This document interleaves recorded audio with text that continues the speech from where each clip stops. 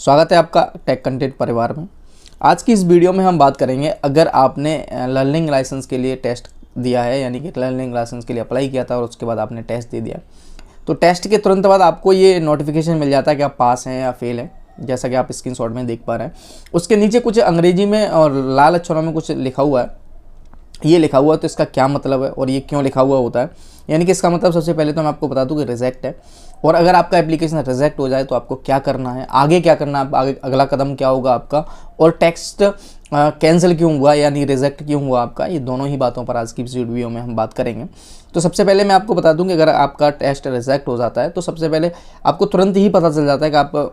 का रिजेक्ट हो जाएगा, क्योंकि यहाँ पर लिखा हुआ है अंग्रेजी अक्षरों में साफ साफ, although you have pass the learning licence test, यानी कि यद्यप आपने टेस्ट पास कर दिया है, certain violence has been detect during your test, यानी कि इसका मतलब है लेकिन आपने जब टेस्ट दिया था उस टाइम पे कुछ वायलेंस किया है जिसकी जो पकड़ा गया है, और which is against the fair and transparent learning licence test policy, यानी कि ये अगेंस्ट है, किसके अगेंस्ट है कि लर्निंग लाइसेंस की फेयर एंड ट्रांसपेरेंट पॉलिसी है उसके खिलाफ है ये। तो इसलिए आपका लर्निंग लाइसेंस रिजेक्ट कर दिया जाएगा। लेकिन जब आपका लर्निंग लाइसेंस रिजेक्ट होगा तब आपको कुछ इस तरीके से एक मैसेज मिल जाएगा, जैसा कि आप देख पा रहे हैं यहाँ पर एक मैसेज मिल गया है, यानी कि आपका जो रजिस्टर्ड मोबाइल नंबर है उस पर एक मैसेज आएगा, योर एप्लीकेशन नंबर दिया हुआ इज़ रिजेक्टेड, यानी कि आपका जो एप्लीकेशन नंबर है वो रिजेक्ट कर दिया गया है। तो फिलहाल हमें करना क्या है और क्यों ये एप्लीकेशन आपका रिजेक्ट हुआ, ये दोनों ही बातों में हम बात करने वाले थे। सबसे पहले मैं आपको बता दूं कि रिजेक्ट क्यों होता है। तो रिजेक्ट इसलिए होता है जब आप टेस्ट देते हैं उस टाइम पर अगर आपने कुछ ऐसी एक्टिविटी की है, इलीगल एक्टिविटी, यानी कि जो टेस्ट की पॉलिसी के खिलाफ है, जो fair and transparent learning licence की जो पॉलिसी है उसके खिलाफ है, तो आपका जो लाइसेंस का जो एप्लीकेशन है वो रिजेक्ट कर दिया जाएगा। मतलब जैसे कि आप इधर उधर देख रहे हैं, आप कोई अपने लैपटॉप या मोबाइल में ना देखकर इधर उधर देख रहे हैं, उसके बाद भी आप आंसर कर रहे हैं, तो इसका मतलब है आप किसी से हेल्प ले रहे हैं और आपको कोई हेल्प दे रहा है, उसके बाद आप टेस्ट को क्लियर कर रहे हैं। ठीक है। दूसरी चीज़, अगर आप बात कर रहे हैं कोई किसी से तो आपका टेस्ट कैंसिल कर दिया जाएगा, यानी एप्लीकेशन कैंसिल कर दिया जाएगा। तीसरी चीज़ आपको ध्यान रखना है कि आप किसी शांत कमरे में हो और वाइट बैकग्राउंड हो पीछे, या कोई भी एक सिंगल कलर का बैकग्राउंड हो। और दूसरी चीज़,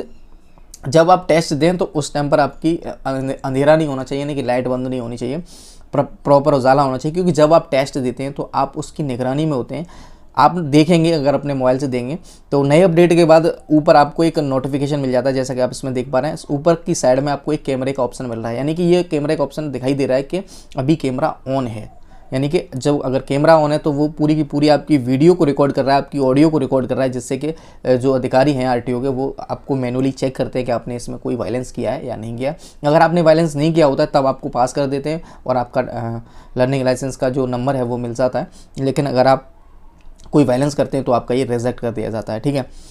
अब बात करते हैं, अगर रिजेक्ट हो जाता है आपका तो अब आपको आगे क्या करना है। अगर आपका कोई भी एप्लीकेशन रिजेक्ट होता है, वो चाहे किसी भी कारण से हो, चाहे आपने टेस्ट में वायलेंस किया हो उस कारण से हो या फिर किसी और अन्य कारण से हो, आपका अगर रिजेक्ट होता है तो आपकी जो फीस है वो जब्त कर ली जाएगी और वो अब आप उस लाइसेंस पे आगे कोई भी प्रोसेस नहीं कर पाएंगे। यानी कि अगर आपको लाइसेंस चाहिए, लर्निंग लाइसेंस चाहिए, तो आपको दोबारा से एक नया फ्रेश एप्लीकेशन